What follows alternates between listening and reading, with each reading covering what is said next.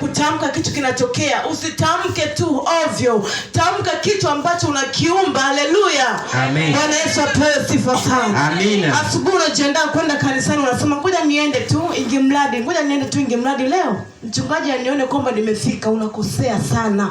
Sema kwa maoni mwako kwamba naenda kanisani leo, sitatoka kama nilivyoenda. Bwana Yesu apewe sifa. Sema leo naenda kanisani, leo nitapokea. Haleluya. Leo naenda kanisani, sitaondoka kama nilivyoenda. Haleluya.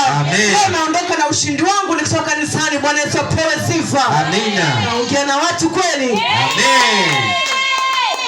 Bwana Yesu apewe sifa sana. Amina. Tamka kitu ambacho baadaye unakulieti. Haleluya.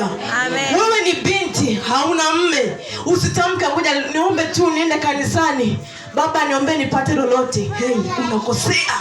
Sema mimi ni binti leo, lakini kesho Mungu atanipa mme mwana mtaka. Haleluya. Amina.